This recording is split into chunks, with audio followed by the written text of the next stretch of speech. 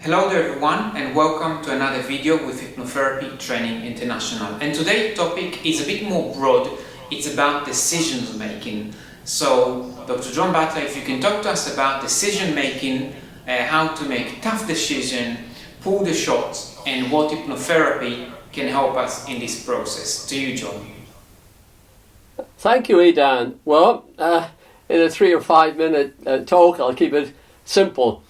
As usual, keep it simple, sweetheart, with the KISS principle. Now, decisions, of course, are critical to our lives. We are always saying in therapy, client must make good choices, and our lives are the products, to a great extent, of the choices we make.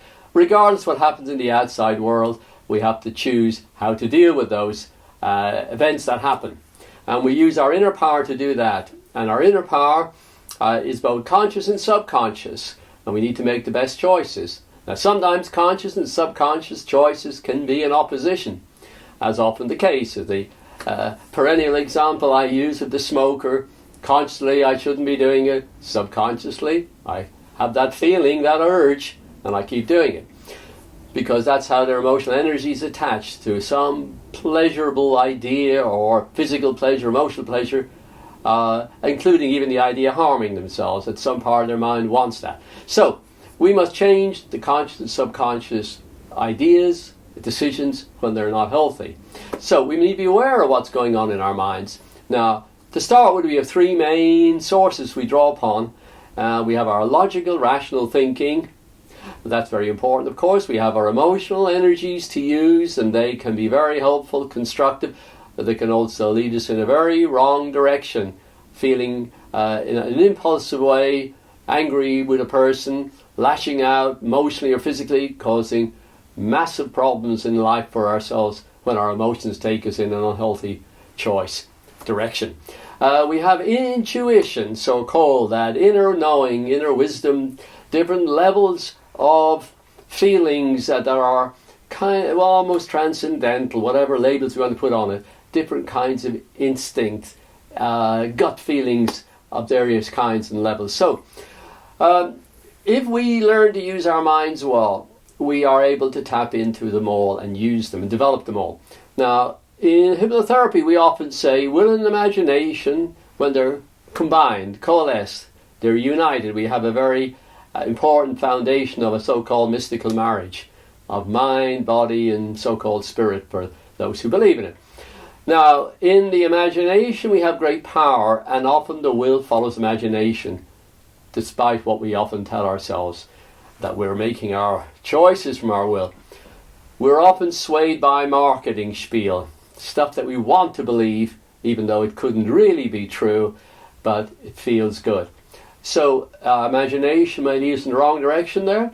Herd suggestion, herd patterns that are out there influencing us in ways we're not always even aware of it. So hypnotherapy is about taking control, being aware of your inner mind, different levels of your inner mind, and working with that. So we make decisions, often poor decisions, based on fear, avoiding things we need to deal with. Humans are often said to be very risk averse. That's true. A lot could be said about that. Learning to think, of course, requires a lot of training and self-awareness. We must become aware of our inner templates, those kind of projections we make based on our own limitations, so-called biases, all the experience we've had, positive and negative, that influences.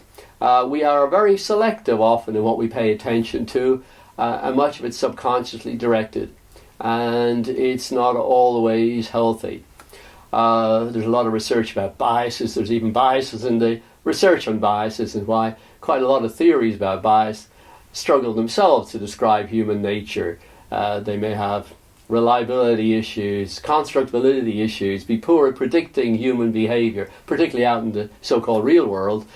But some of the important matters been discovered in psychology about confirmation bias, optimism bias, overestimating, what we're going to do in a certain situation, underestimating sometimes. We have omission bias, hindsight bias, and so on and on and on. And we struggle to think clearly because we are carrying all that weight within us.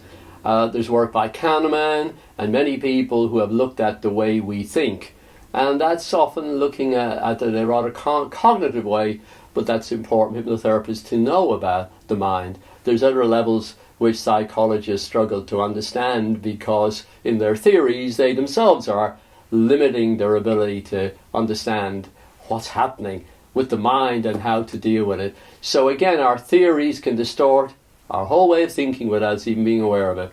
We're often critical of the other guy's theories, but we're very defensive of our own pet theories, be they religious, anti-religious, be some other kind of thinking, political thinking and so on.